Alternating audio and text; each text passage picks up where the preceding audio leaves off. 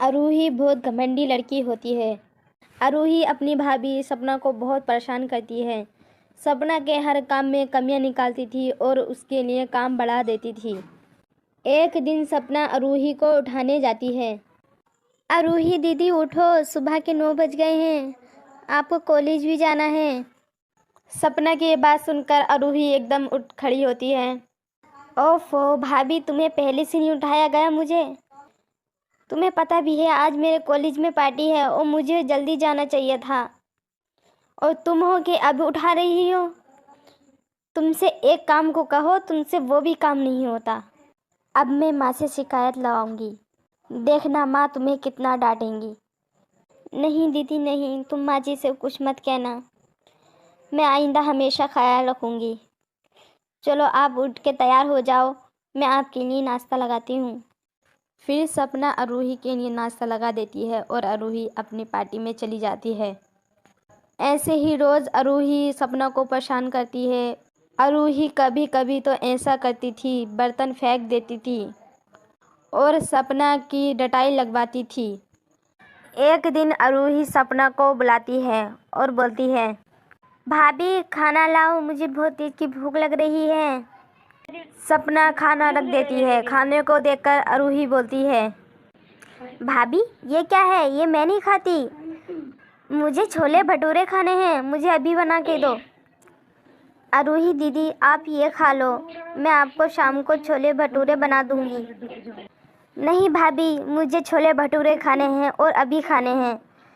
माँ देखो ना, तुम्हारी बहू मेरा कहना नहीं मान रही, मुझे अभी छोले भटूरे खाने हैं। अरे क्यों बहू, तुम मेरी बेटी का कहना क्यों नहीं मान रही? जब इसने बोल दिया है इसे ये सब्ज़ी नहीं खानी, तो तुम इसे छोले भटूरे बना के दो ना। एक तो मेरी बेटी तुमसे कोई काम नहीं कराती, ऊपर से तुम उसे खाना भी सही नहीं देती। नहीं माँ जी, ऐसी कोई बात नहीं है।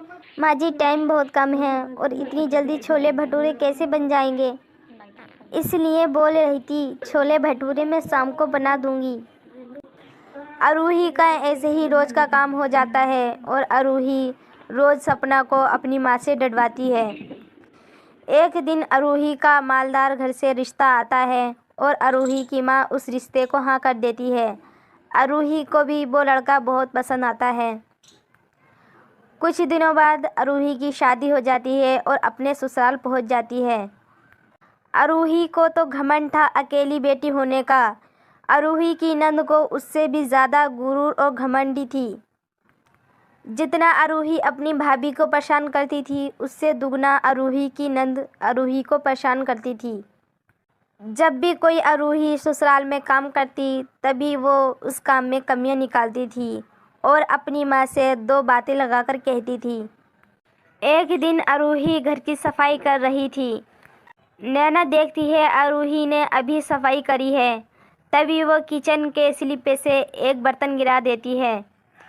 आरूही नैना के ये काम देख रही थी, तभी आरूही अपनी नंद से बोलती है, नैना तुमने ये क्या किया?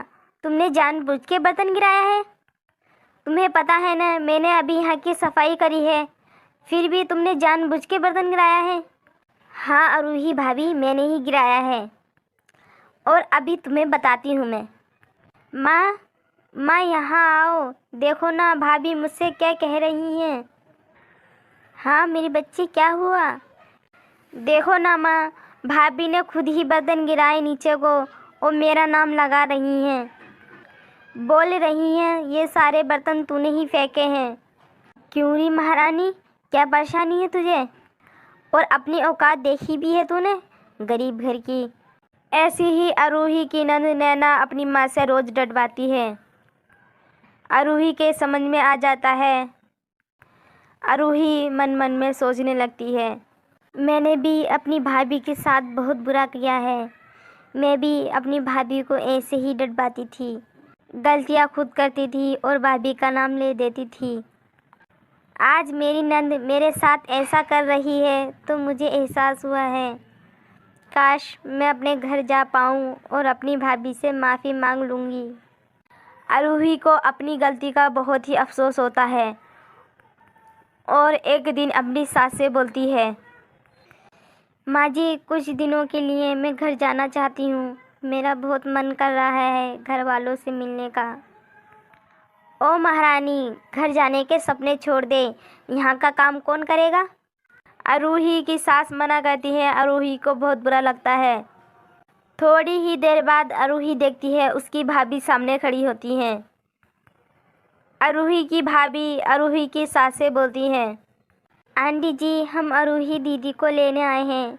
काफ़ी दिन हो गए आरूही दीदी हमारे घर नहीं आई। उनको देखने का बहुत मन हो रहा था।